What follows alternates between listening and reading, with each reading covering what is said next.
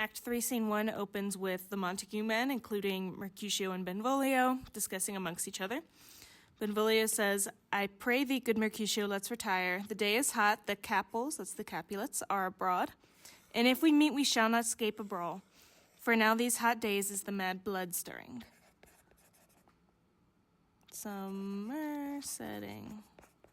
So before we talked about how the summer setting was reflective of the joy and the growth in Romeo and Juliet's relationship, and now we're kind of seeing the opposite. The days are hot, and it causes your blood to become hot, makes you crazy. So we're seeing more of that good and bad dichotomy that we saw with the friar earlier. Thou art like one of these fellows that when he enters the confines of a tavern, claps me his sword upon the table and says, God send me no more need of thee, and by the operation of the second cup draws him on the drawer when indeed there is no need. Am I like such a fellow? Come, come, thou art as hot as a jack in thy mood as any in Italy, and as soon moved to be moody as soon moody to be moved. And to what? Nay, and there were two such, we should have none shortly, for one would kill the other. Thou would quarrel with a man that hath a hair more or a hair less in his beard than thou hast. Thou wilt quarrel with a man for cracking nuts, having no other reason but because thou hast hazel eyes. What eye but such an eye would spy out such a quarrel? Thy head is as full of quarrels as an egg is full of meat. So this section is all Mercutio is accusing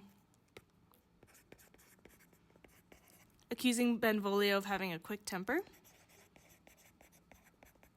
which we haven't seen so far in this play. So either Mercutio is just making it up and teasing Benvolio, or perhaps there's more to Benvolio than we've seen so far. And Benvolio is defending himself.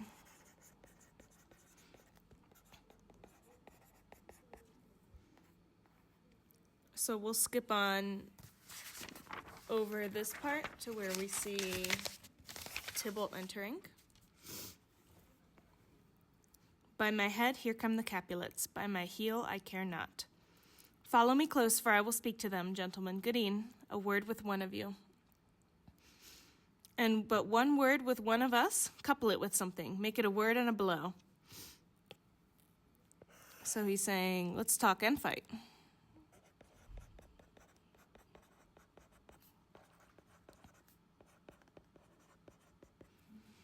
You shall find me apt enough to that, sir, and you will give me an occasion. Could you not take some occasion without giving? Mercutio, thou consortest with Romeo. Consort? What, dost thou make us minstrels? And thou make minstrels of us look to hear nothing but discords. Here's my fiddlestick. Here's that shall make you dance. Zounds, consort. So he's kind of making fun of Tybalt's pretentiousness. We saw earlier that Mercutio was saying that Tybalt is basically full of hot air. He's all talk but no substance. And we're seeing a little bit more of that. He's making fun of the language that Tybalt is using.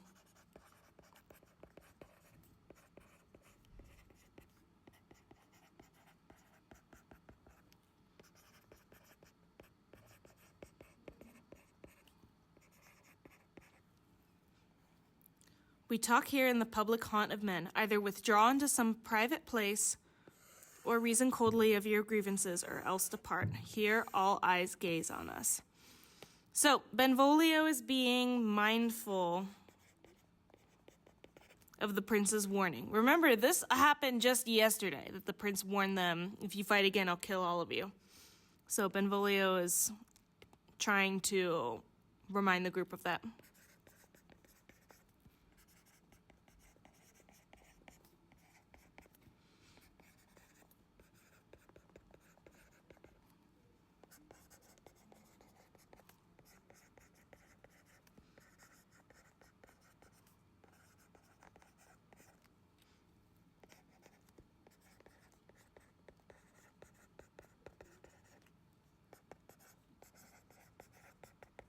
They're not supposed to be fighting in public. Men's eyes were made to look, and let them gaze. I will not budge for no man's pleasure, I. So So Mercutio is saying that let them look. We're not going to move. And here comes Romeo. Well, peace be with you, sir. Here comes my man. But I'll be hanged, sir, if he wear your livery. Marry, go before to field, he'll be your follower. Your worship in that sense may call him man. So Mercutio is sort of defending Romeo, but more insulting Tybalt.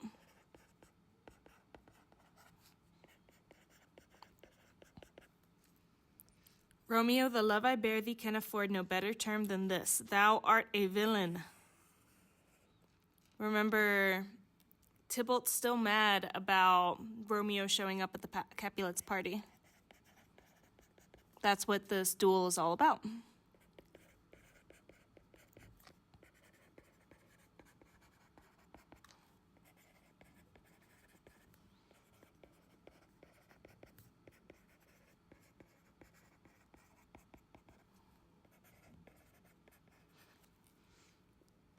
Tybalt, the reason that I have to love thee doth much excuse the appertaining rage to such a greeting. Villain I am none, therefore farewell. Therefore farewell. I see thou knowest me not. So we also kind of get this theme in the play of knowing people versus not knowing. We saw earlier in this scene that Mercutio doesn't really have a good idea of who Benvolio is. He's accusing him of being a hothead and being quick to a fight, but that is not what we've been seeing from Benvolio at all throughout the past couple of days. And we're seeing the same thing here. Tybalt is accusing Romeo of being a villain, accusing him of insulting him, but we haven't seen any of this from Romeo.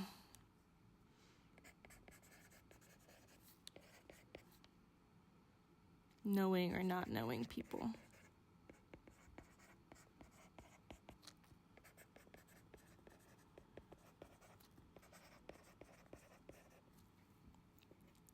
Boy, this shall not excuse the injuries that thou hast done me. Therefore turn and draw.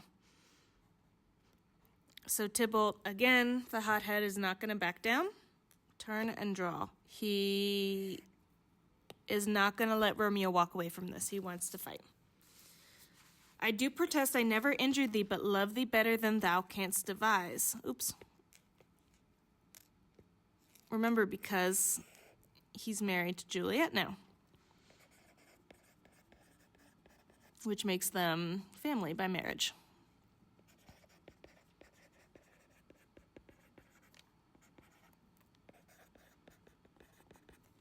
Till thou shalt know the reason of my love, and so, good Capulet, which name I tender as dearly as my own, be satisfied. We're not going to fight. But Mercutio is not having it. O calm, dishonorable, vile submission. A la staccato carries it away. Tybalt, you rat catcher, will you walk? Again, insulting Tybalt.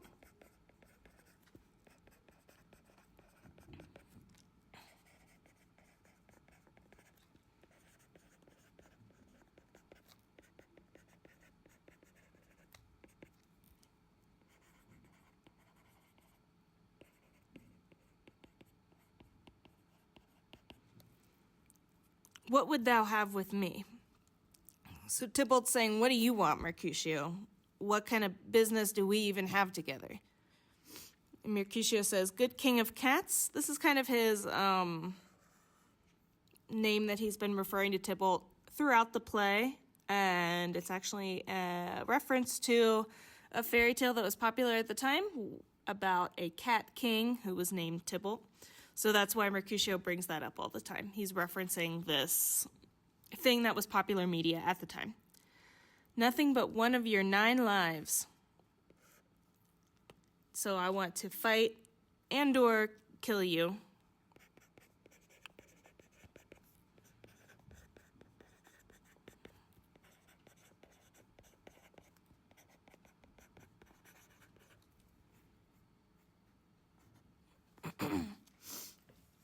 Will you pluck your sword out of his pilcher by the ears? Make haste, lest mine be about your ears ere it be out. So hurry up and get your sword out, or I'm going to get mine out first and cut your head off with it. I am for you. Gentle Mercutio, put thy rapier up. Come, sir, your passado. He's talking to Tybalt here. Draw Benvolio, beat down their weapons. Again, Benvolio the peacekeeper. Help me break up this fight.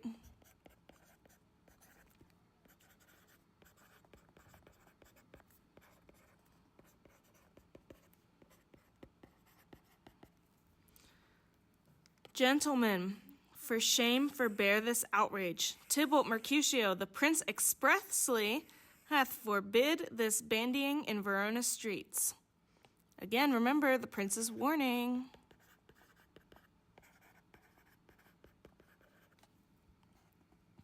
Hold, Tybalt, good Mercutio. Romeo attempts to beat down their knives. Tybalt stabs Mercutio. So this is an interesting bit of stage direction here, because throughout the play we've been told that Tybalt is a gentleman fighter. Whatever that means.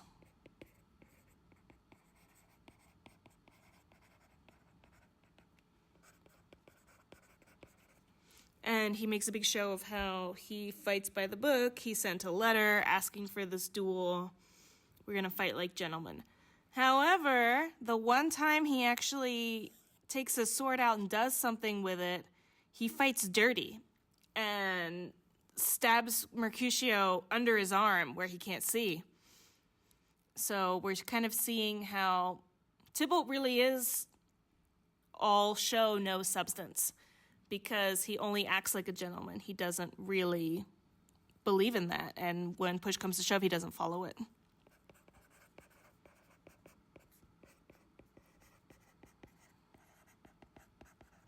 So this is a good bit of characterization.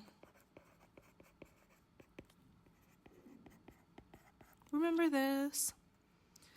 I am hurt, a plague on both houses. I am sped. Is he gone and hath nothing?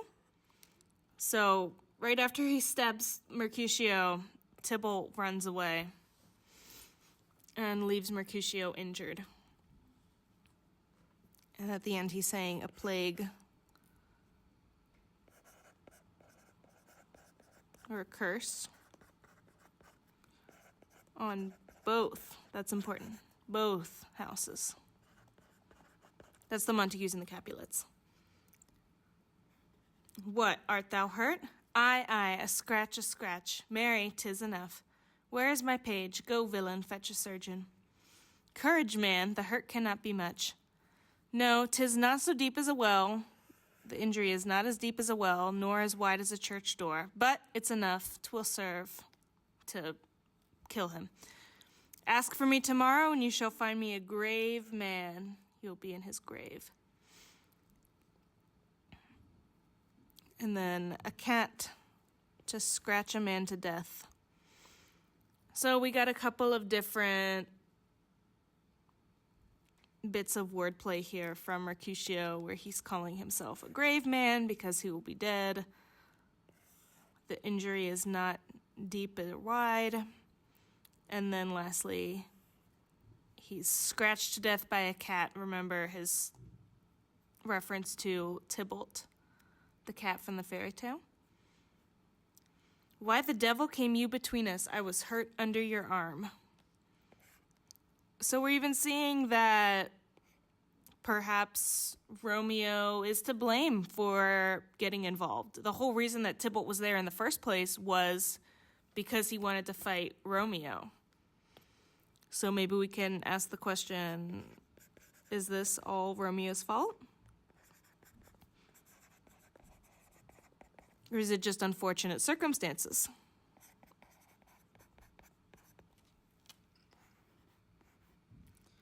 I thought for the best. Help me into some house, Benvolio, or I shall faint. A plague on both your houses. They have made worms meat of me. So he's going to die. This is an interesting parallel to what we saw in Act 1, Scene 1, where we saw that the citizens were the ones that were being injured by this feud. And again, we're seeing Mercutio, who is not affiliated with either the Montagues or the Capulets, being the victim of this feud. The first person who dies in this play because of the feud is someone who is not a Capulet or a Montague, let alone Lord Capulet or Lord Montague, who are, again, the instigators of this whole ordeal.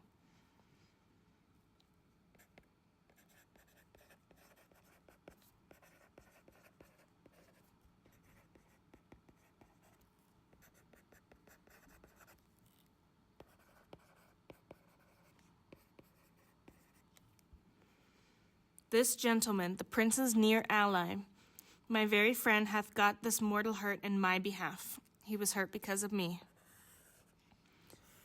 My reputation stained with Tybalt's slander. Tybalt, that an hour hath been my cousin. O sweet Juliet, thy beauty hath made me effeminate, and in my temper softened valor's steel. So he feels that love has made him soft. And again, even Romeo is acknowledging that maybe this is all my fault. I don't know. O Romeo, Romeo, brave Mercutio is dead. That gallant spirit hath aspired the clouds, which too untimely here did scorn the earth.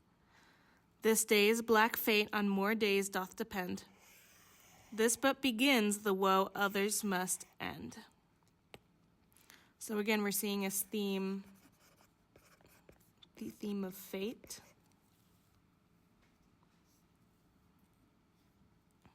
It's going to get worse, essentially.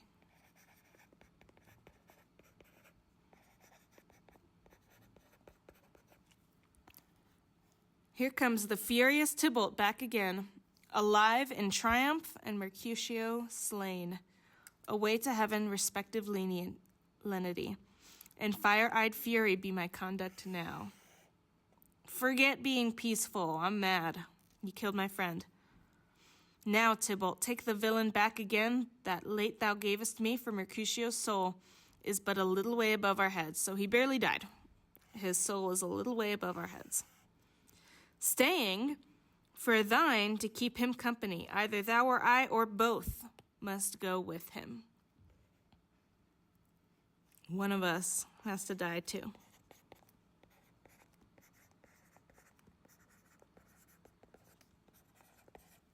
Either thou or I or both must go with him. Thou wretched boy that didst consort him here, shall with him hence. And Tybalt says, it will be you, the person who dies.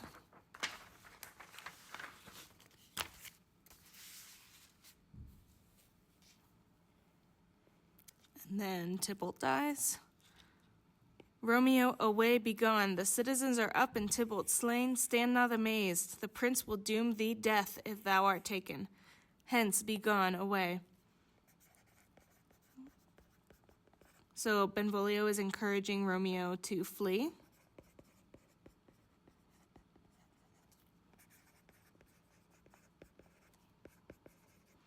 Because of the prince's warning, the punishment is death for anyone who starts another fight. And in this case, that might be Romeo. Oh, I am fortune's fool. More theme of fate. Remember what we've been talking about with this Wheel of Fortune theming? Basically that everything is moving in a cycle. And some points you're at the top of the wheel and you're happy, but eventually you're going to move down to the bottom of the wheel. So before, in Act 2, we saw how happy Romeo and Juliet were. They were at the top of the Wheel of Fortune. However, we're starting to see them cycle downwards into Act 3 and forward, the bottom of the Wheel of Fortune. And we'll talk about that a little bit later. Which way ran he that killed Mercutio? Tybalt, that murderer. Which way ran he? There lies that Tybalt. Up, sir, go with me. I charge thee in the prince's name, obey. And now here comes the prince, Montague, Capulet, and their wives. So the whole family is here. Where are the vile beginners of this fray? O noble prince, I can discover all the unlucky manage of this fatal brawl. There lies the man slain by young Romeo, that slew thy kinsman, brave Mercutio. And Lady Capulet is upset about this. Tybalt, my cousin, my brother's child. Remember that Lady Capulet is Tybalt's aunt. O prince, O cousin, husband, O the blood is spilled of my dear kinsman. Prince, as thou art true, for blood of ours shed blood of Montague. Oopsies. For blood of ours shed blood of Montague. So she's calling for the prince to kill Romeo.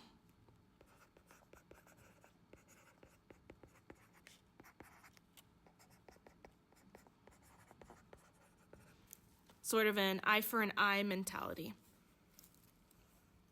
Benvolio, who began this bloody fray. So Benvolio is basically going to recap everything we've gone through so far. The only thing I want to go over really quick is this part right here where he calls Tybalt deaf to peace. I think we heard that before back in Act 1, more Tybalt characterization.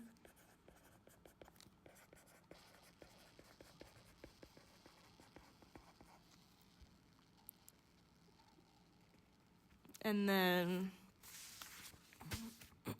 there's a little bit more down at the bottom.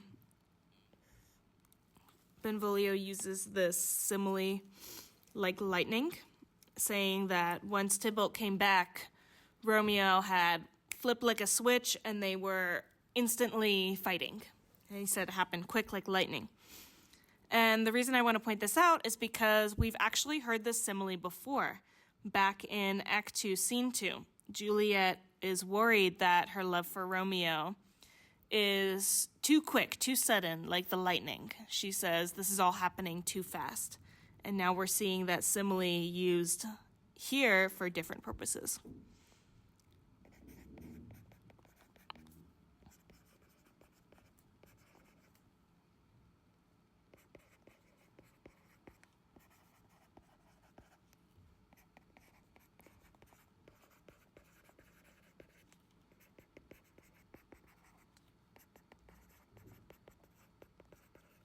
But Lady Capulet doesn't believe him. She says, he is a kinsman to the Montague. Affection makes him false. He speaks not true. She's saying, he's a Montague. Of course he's not going to tell us the truth. I beg for justice, which thou, prince, must give. Romeo slew Tybalt. Romeo must not live. Eye for an eye mentality. And we're going to wrap this up real quick. Romeo slew him. He slew Mercutio. Who now the price of his dear blood doth owe? So Prince is saying, no, we can't just keep killing people here. Let's just call it even. His fault concludes, but what the law should end, the life of Tybalt. So because Tybalt killed Mercutio, Tybalt would have been the one facing the death penalty for starting the fight. But because he's already dead, let's just call it even. And Romeo will be banished instead. And he says, you, Capulet and Montague, I'll immerse you with so strong a fine, you shall all repent the loss of mine. So I'm going to hit you with a fine. And then he says, one of my favorite lines, I will be deaf to pleading and excuses, nor tears nor prayers shall purchase out abuses. The prince is done. And we saw this again in Act 1, Scene 1. Therefore use none. Let Romeo hence in haste, else when he is found, that hour will be his last. So now Romeo kind of has a death mark on his head. When he is found, that hour will be his last. So we're seeing more tension, and we're going to see how that plays out with Juliet and their relationship next time. Bear hence his body and attend to our will. Mercy but murderers, pardoning those that kill. And that's where we're going to end with Act 3, Scene 1.